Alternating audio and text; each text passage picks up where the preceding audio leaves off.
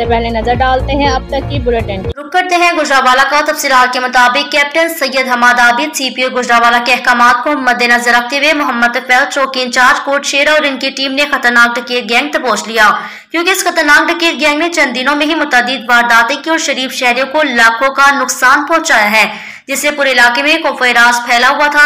इनको अपनी महकमाना सलाहियतों को बरवकार लाते हुए गिरफ्तार कर लिया गया।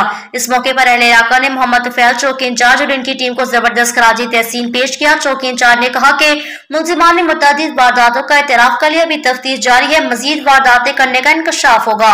उन्होंने मजीद कहा, दूध चौकी कोटशेरा में चुराए पेशन हासिल के लिए कोई जगह नहीं बल्कि इनका मुकद्दर जेल ही है।